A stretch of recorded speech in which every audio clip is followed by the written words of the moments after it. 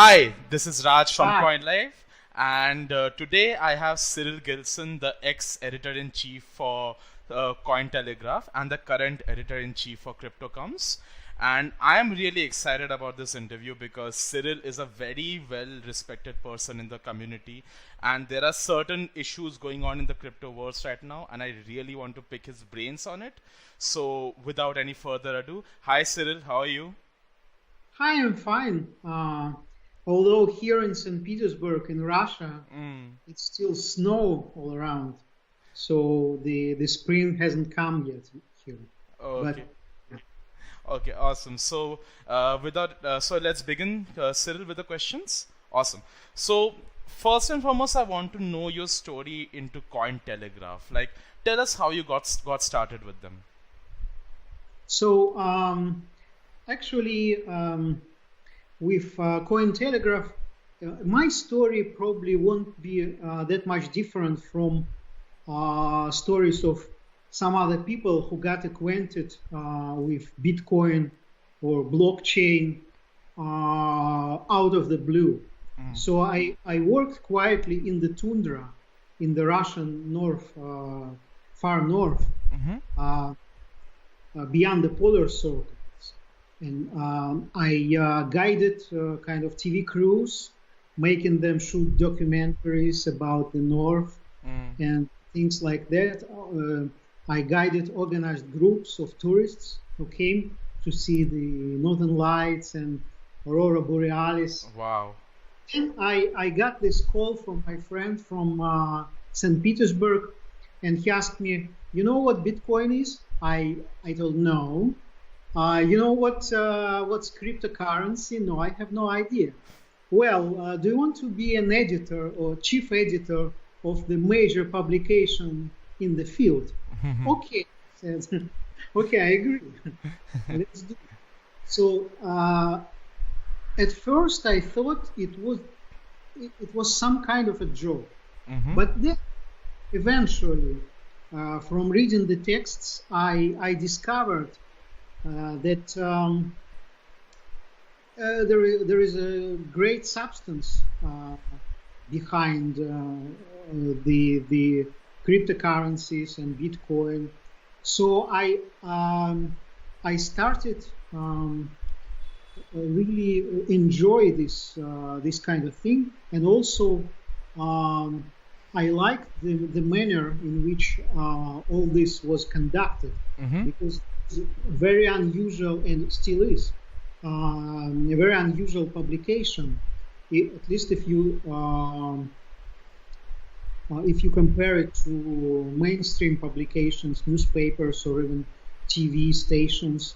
Like I was based in far north, in the tundra, still being chief. Still, I was there, and authors were scattered around the globe. One in Japan, in India, in South Africa, in the United States, Mexico, whatever, Europe. So I was able to rule over the publication, and what I tried to do was to bring the principles of good journalism into publication, because the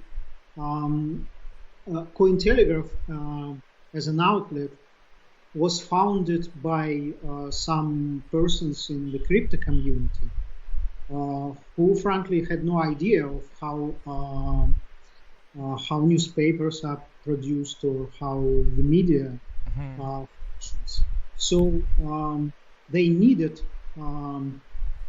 some kind of professionals to get into the field and organize it in a proper manner. So I loved working with different people in different countries, and time with our Skype conferences and things like that. But you're familiar with that too, because if you work for your publication or the platform in India, India is also like a whole continent, so Yeah. it's big. That's pretty amazing. And like personally speaking, I really love Cointelegraph. And the one thing that sets Cointelegraph apart is those sketches that you do along with your stories. I mean, Yeah. that is really something very unique about Cointelegraph. So like, I mean, how was it to like, because you were the editor in chief, you were obviously responsible for the stories that were coming out and how you were managing those teams there. So like, what was the biggest challenge that you faced as a leader in the media space, so to speak? Like, what was the main challenge that you faced? The main challenge, I would say that it was to be able to put some order in the chaos I rolled over. Mm-hmm. Of course. Uh, when I came, it was pretty chaotic. Mm. There's been some artists on one side and writers on the other side, and as you said, that this thing that distinguishes CoinTelegraph from others are pictures. And to produce a picture, you need an artist ready, real time to draw it, and the author with his story or her story can file in from out of South Africa, and the art be in Europe, in Finland somewhere, or in some other part. So to connect all the dots, you really need to organize some system. And, we actually, for the picture to appear on the site along with the story at the same time, within an hour or an hour and a half, it should be ready. So, of course, later on, I discovered other challenges, and we're going to talk about them later, because those challenges, of course, they are not specific only to the crypto community journalism, but also to wider journalism as we know it. Because we are living through a very interesting time where everything is getting revolutionized. And we like before, we've had those gatekeepers who kind of sorted out information for us, letting some information go through and stopping and prohibiting some information to appear at all. And now it seems like we are living in a freer world with more liberty and more opportunities for wider spread of any information. But if we dig good enough, we'll discover that actually it's not the case. It's only in theory works like this, because in practice we have those big corporations, unbelievably big. There haven't been such titanic, such gigantic corporations before, Facebook or Google, who report profits in tens of billions of dollars annually, and they dictate actually the media how to behave. What? Wow. Yeah, it's we're gonna talk about it later. Yeah. But, No, you know what? Now that you have started it, I really want to like get your opinions on the recent crypto ads and the FUD going on. You know, with Facebook, Google, now Mailchimp also like banning all these ads. Like, I really want to know your opinion on it, and like, what do you think is actually going on behind the scenes, so to speak? yeah, I actually think what happens, the revolution I mentioned, is actually a fight for the control. Who controls knowledge and information now? It's not like free for all. It's just few players, 3 or 4 or 5 of them, like Facebook and Google and Twitter, and they're fighting for this control. But also, I think one of the interesting trends that we can look at now is that these corporations, they are very rapidly becoming part of the establishment. We look at what they say, their heads said like some years ago. They were all for free flow of everything and free flow of information. But now they are banning cryptocurrency content. They are banning actually even hints to something related to ICOs or some crypto related articles or opinions. I even came across these robots erasing links to crypto content from your correspondence, from the private correspondence on Facebook. Unbelievable what's going on. So I think in their attempt to become part of the establishment, these corporations like Google and Facebook and Twitter, they won't stop at anything. And they will show them, the establishment, that they are part of them. But also what's going on is that there are vested banking interests, of course, who are very active in disseminating this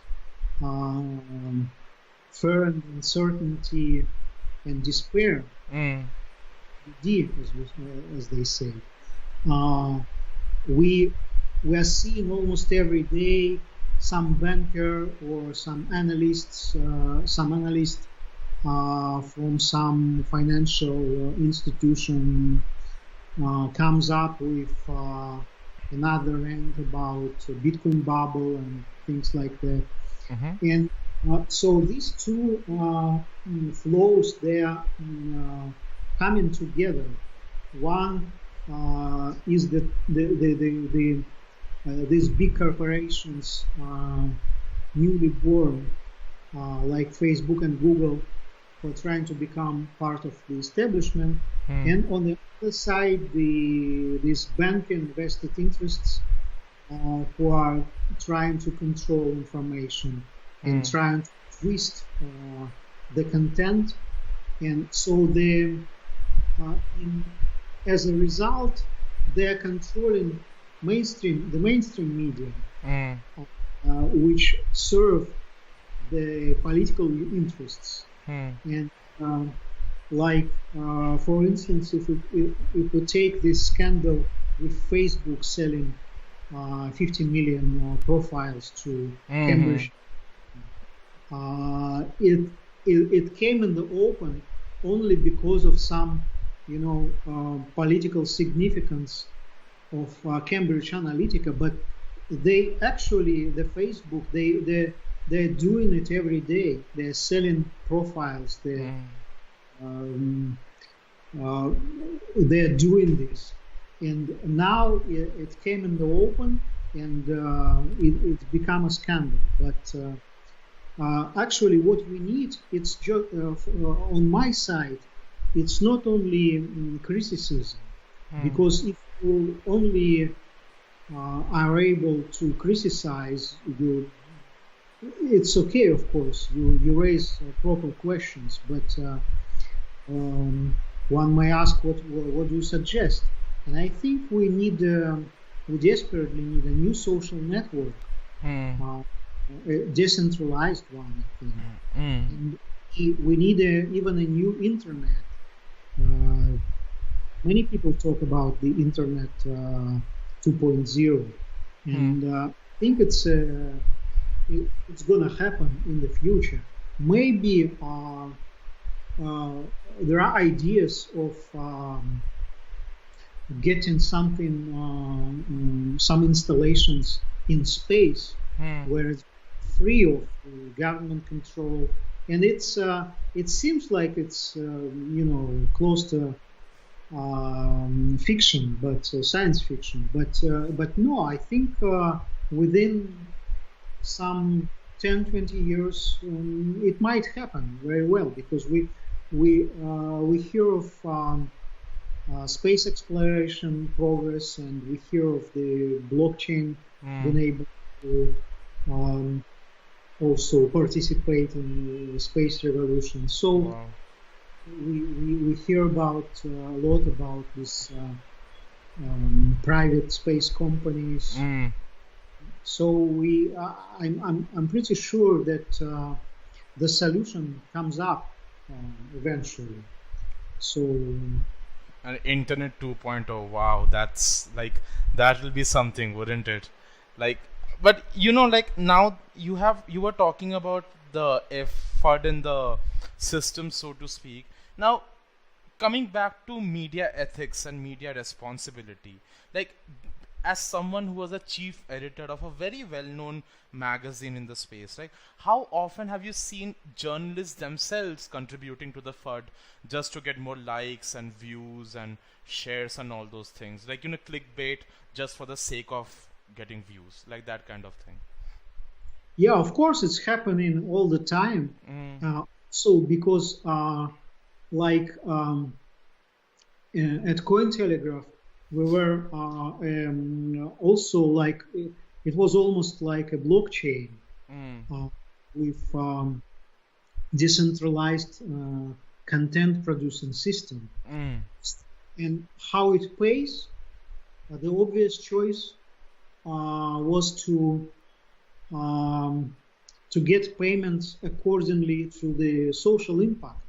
Okay. So the author who gets more social impact gets paid more, gets paid much better. Okay. So you like, if you get 1,000 likes, you get I don't know, $20, and if you get 100 times more, you'll get quite another sum of money. So the incentive was to, of course, to get more likes, to get more shares, and to be able to compete with major, even with the mainstream media, and with like other big publications like CoinDesk. And as we know, CoinDesk is also a part of the digital currency group, which has a very big financial interests. And actually, it's not easy to compete against such publication with such a big support from the interests elsewhere. So, and now we came to the situation when the media space, the cryptocurrency media space, is divided. On top, there are big companies. Each of them is supported by certain financial interests. And also they have an advantage before smaller companies or smaller publications, because they got friendly with Facebook and Twitter and others and Google, and they already have big following, so great groups like hundreds, thousands subscribers already. And to compete, to beat them in their own game is very difficult now, and it got much more difficult than it was a year or 2 years ago, when the competition was much more free than it is now. So we came to the situation when the big corporation, they not only control the finances, but also they control the media, which is very dangerous because for the community. Wow. Because the community needs to know the truth, needs to know what's going on really. And but they've been fed the information coming from even vested interests. And turning to your question, like you mentioned that some authors are incentivized to run for the likes, to run for more popular content, of course. But the problem is, I would say, it's on a much more high level than just writers. It's not an editorial level, because the editor is being set tasks how to this goal, that goal, and so on, and he reports or she reports to his or her bosses. But the bosses, they actually call the shots. Mm-hmm. So, I mean, you are such a experienced person in this space. So, for a newcomer, like somebody who wants to enter the crypto media and wants to contribute to the crypto media and all those things, what is your suggestion and your advice for them, as in how they can chart their journey, so to speak? I would actually, being a journalist myself, with journalism experience, that I started in journalism well before I came to the cryptocurrency community. I think it was really, really useful. Okay. So the journalism background is very important, because it gives you also the principles, objectivity, and trying to find like the truth, and some skill set, investigative journalism, and but of course people come to crypto journalism from all walks of life. So I even had one author he lived in Mexico, and he ended up in jail actually. Wow. Yeah, because it turned out that he committed a crime in the United States very long before he even started writing for us. So he was kind of hiding in Mexico. Wow. So this is why we do KYC, right? Yeah, as a Mexican national, but it turned out he was a U.S. citizen, and he was they kind of snatched him and put him in jail to do some time. But so he didn't come from journalism. Okay. He never finished a journalism school, but he was really he was a good writer because he had passion, and he had a passion like defending the causes of liberty against the governmental control, and it turned out only later why he was so ferocious and people against the government control. He had his own personal reasons to do that. Yeah, so I would recommend still to go to some good journalism school. There are some good schools in the United States and in elsewhere also. But a good thing is to keep a diary or a blog and also very important because I know people who could write very good, very well. They are very skilled at working with words, and so, but they are kind of hesitant to communicate with other people. And, when you cover in the crypto industry, it's all about people. It's not like, of course, there is a lot of technical, interesting technical stuff going on, and you need to research through white papers sometimes, read through press releases. Of course. And so on. Of course. Yeah, but also you need to talk to the people to be able to communicate, and it's a very important skill in our industry, in crypto journalism. So, and also I think what's important is your kind of some inner desire to promote some cause which is not money. It's not about money. It's like I wouldn't use this the words that are exploited too much, like liberty. But still, what I find in many various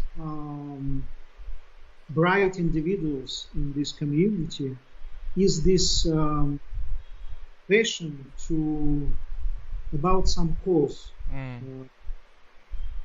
They want to not only explore the world, they want to change it. They want to change it. It's also a very important thing to. Okay, so the ex-chief editor of CoinTelegraph says that you have to get experience from outside the space, need to have passion for change, or you need to commit a crime in the United States before you become a crypto journalist. Okay, so I mean, the next few questions, Cyril, I want to ask you as from the perspective of someone who has been in the space for a long time, is very knowledgeable about the cryptoverse, so to speak. So my first question to you, actually it is a question from our founder, Ivan, and he wants to ask you that how far off is the crypto space from producing the adequate conditions required for big institutional capital to come in? Like, what are your views on that? I think it's not far off. It's actually I think, as probably I mentioned this before. So I think that in this moment in our history of the community, we have enough of infrastructure created for education, for all kinds of solutions, and for serving consumers. Not only we have blockchains of any kind in any field, like from medicine to space to financials, but also we have foundations, we have schools, we have even universities, and we've developed our own regulations even. So actually, I don't think we need someone big to come and do something for us. We have already here what we need, and we, actually what we need more is for them, for this vested banking interest, to leave us alone. But of course, it's unavoidable the coming of big investors still, although we can see the curve now is going south, but still it's going to change definitely for those who's been in this space for some time. It's pretty obvious, but they're going to be coming in droves here. But I think we've already created what we need. So somehow we need to live side by side for some time with new institutional bodies, and I don't share the idea that we need to surrender to some governmental authorities suggesting some crazy ideas of control, because all that they can suggest is about control. I think we still need to fight to defend our own people. Okay, so I mean, somewhat on the same line, but still this is another question that I want to ask you, is like, looking at the crypto space right now, like looking at the entire ecosystem, so to speak, how much do you feel is like, how much of the businesses and the projects out there actually have a nice business model and has good practices and actually brings some proper value to the ecosystem, and how much of it is just, like cash grabs, so to speak, like they're just there for the sake of being there, they're not bringing anything new, they're the same old. Like what is your perspective on this? Yeah, I think we still have much less new ideas than we deserve, and because the ideas that were laid in the basis of the crypto community and the crypto industry were noble and were very potentially explosive. I think, of course, what happens every time that people notice that they can earn exploiting these ideas, they start coming in and kind of simulating some projects which with nothing behind them. And I think, it's been said that 99% of all ICOs are scams and things like that. I wouldn't say that in percentage. Of course, I think still more than half of them are not even, not even worth mentioning, because it's like a lot of people, they're trying to just collect the money for because they're not able to go on stock exchange to get their IPO or something. But and there are other people who are still who want to do some to realize some interesting ideas, but their business models are flawed. They won't succeed, and probably out of the other half of, so to speak, honest projects in this area, like 70-80% consist of those people who are just not skilled enough. Right. They will definitely fail. So the proportion is still great of, if not scams, then the projects with not properly calculated business models and quite good even intentions. But still, I'm pretty sure that some ideas that we know of already, that they are like some tokens we see on CoinMarketCap in the first 100.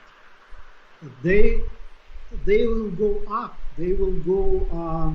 They will develop into something bigger. I'm pretty sure about this. I wouldn't say which ones, of course. Would it be, for instance, the latest news was that the Steemit token has grown like within last couple of days, because people started realizing that we need some new social network. It's and when in each field, in each area of development, people will discover that we'll need something new. We already have it. We already have model. We already have some coin. We already have some group of people, some team. So, but of course, like they are lost in hundreds and thousands of other ICOs and other teams. So only future will tell. But I'm pretty optimistic, genuinely. That's pretty amazing to hear. So, I mean, now I want to ask you about the current project that you're working on, CryptoComes. Like, tell us a bit about it. Like, how did it get started and what it is, and tell us a bit about it. Yeah, CryptoComes. Actually, I quit CoinTelegraph. Although it's been a great pleasure to be working with journalists and artists over there. It's been a great pleasure and fun, and we're proud of what we've created together. And actually, it's a lot of brilliant people out there. But I've decided that the crypto industry deserves better. It deserves the media that are set up in accordance with higher journalism standards. That it was allowed under the auspices of CoinTelegraph. Because in CoinTelegraph, what happened, and that's the thing that eventually happens probably in every great publication with great history, even in the mainstream. When we look at the, New Republic or the New York Times or whatever publication, we'll find these brilliant people working for them in some pretty exciting period of times. But then it's kind of, when it gets into the proprietor's control, when the owners decide to not only interact with the staff, with the editorial, but to tell them what to do, to tell them what to cover, to intrude, in other words. Then, of course, as an editor-in-chief, I've decided that it's going to be more honest to leave the publication and to create the new one that will be founded on the principles that I consider proper, which is high-quality journalism and the principles of impartiality, independence, accountability, accuracy, all of that.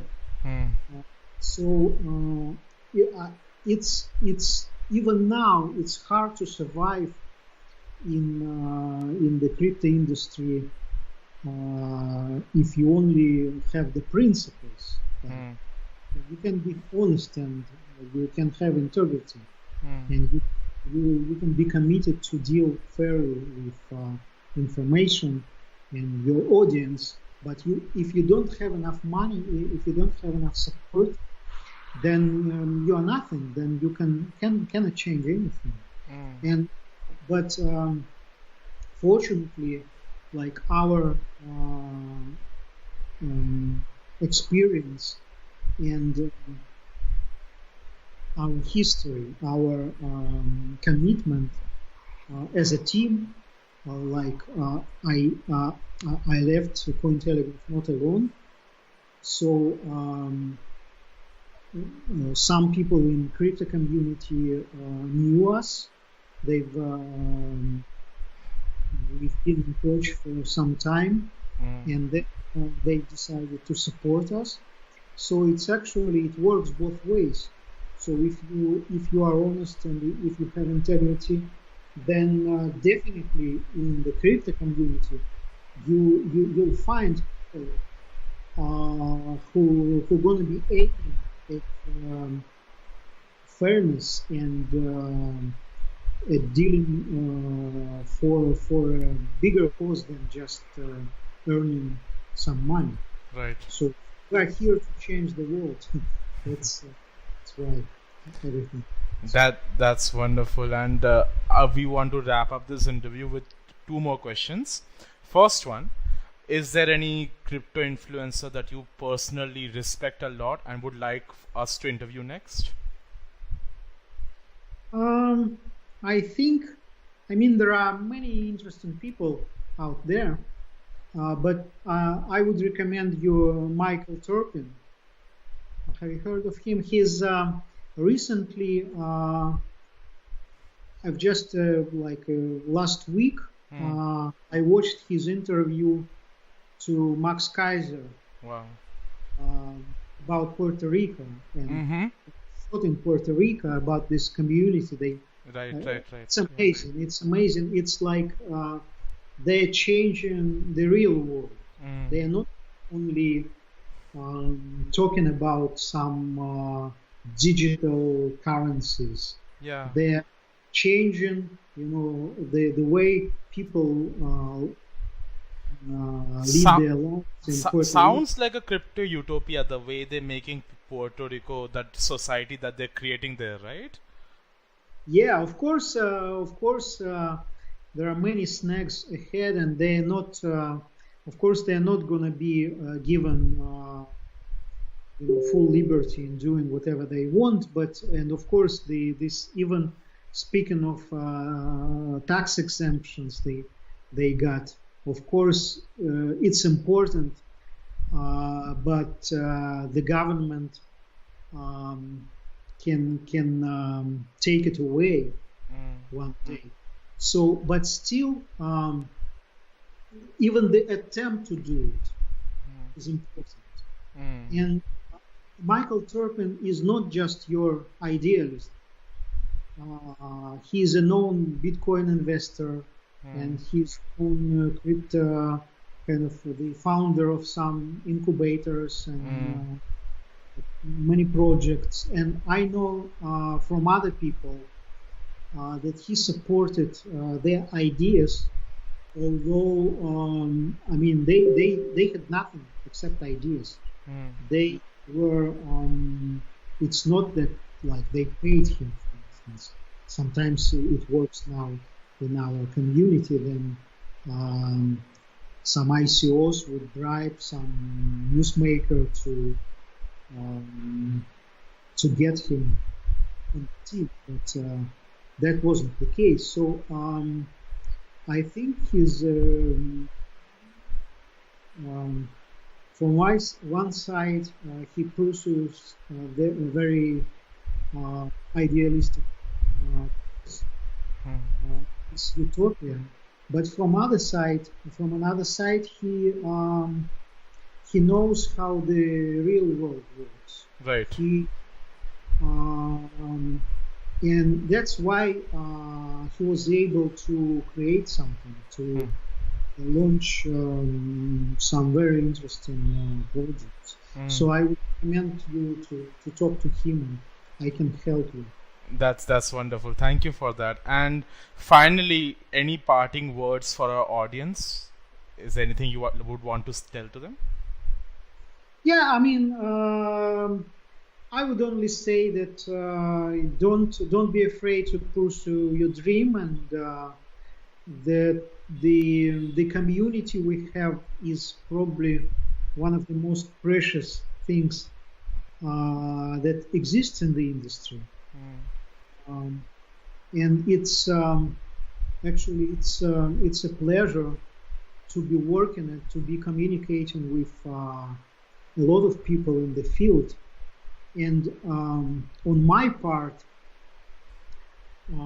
as I said, I'll be committed always to deal fairly with all your projects, and to work openly and impartially with the whole of the community. And I hope that in the future, maybe not that far, we're gonna reach the outer space with all our ideas, and we can get them realized here on Earth. That's a wonderful note to end the interview in. Cyril, thank you so much for doing this, and it was a pleasure talking with you. Thank you so much. Okay, thank you so much for the conversation. It was for me also a very interesting experience to sum up my thoughts, and it's not going to happen probably for some time. Yeah, it was a good experience. Thank you, Cyril. Thank you. So that was Cyril, and my mind is still blown with the sheer amount of knowledge that he has given me in the last 45 minutes. I hope you enjoyed this interview as much as I did. And if you want to know more about CoinLive, and if you want to get some unbiased, actionable news on a daily basis, then please do follow us on Twitter. That's at CoinLive_IO, C capital, L capital, IO capital. And you can also check us out at coinlive.io. And I hope you enjoyed this video, and please do like and subscribe and share. Thank you so much.